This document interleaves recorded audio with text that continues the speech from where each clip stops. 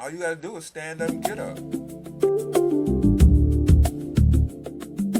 If you done survived bad parenting, school and bullying, loss of jobs, bad relationships, car breaking down, little things that make me feel better, guess what? Life gets a little better.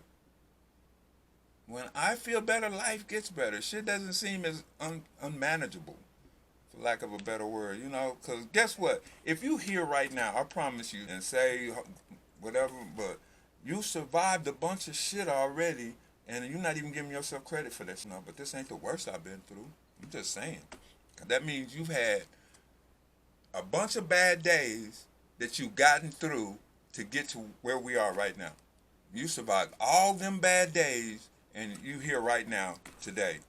Whether you want to testify, I just want to be encouraging that no matter what the fuck you going through right now, whether it's court, relationships, financial, it I don't know, depending on your age, I don't know. Because if you're only 19 or 18, then you still got a long way to go. But if you pass 30, I'm sorry to tell you, you done already been through probably some of the worst shit that you could go through.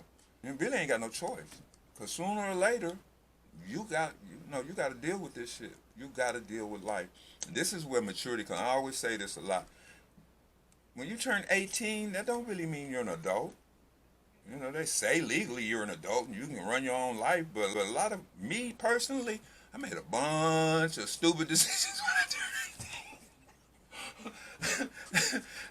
I don't think I actually started making sense to me until I got in my late 30s, past 30, and had been to penitentiary. You know, my sister pointed that out to me a long time. My sister made a point of making it, and she wasn't doing it to be nice either. But there's not a lot of reasons for you to beat yourself up. It's really not. If you didn't survive, bad parenting, school and bullying, loss of jobs, bad relationships, car breaking down. I'm just saying, you know, being broke.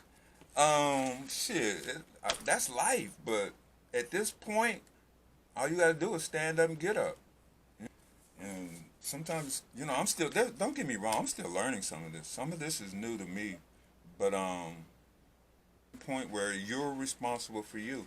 And I'm not gonna lie, I've been that people pleaser, codependent. Nobody loves me unless I give them money or I take them. Let's talk about triggers and self-awareness and improve relationships and being emotionally stable. You know how hard that is sometimes? What does emotional stability mean to you? You know, like, damn. And that means it doesn't have to be abuse, physical abuse or something violent. Emotional neglect, not learning to, cognitive distortion, I'm using the big words, burnout, grieving a loved one's death, losing somebody. Sometimes that can be traumatic. I don't know, breakups and relationships, but a lot of unresolved childhood shit and dysfunction and neglect. And I think family shit and romantic relationships are probably some of the most traumatic shit I done probably been through. 85% of the people in recovery with some kind of addiction behavior, and it's not just drugs and alcohol, have suffered through some kind of complex PTSD. Recovery. You know, sometimes we think it's just about the substance, the drugs, the alcohol, the porn, the gambling, the sugar, the cigarettes. Emotional recovery is about healing from emotional trauma, from crisis, from burnout, regaining balance, getting resilience, processing painful emotions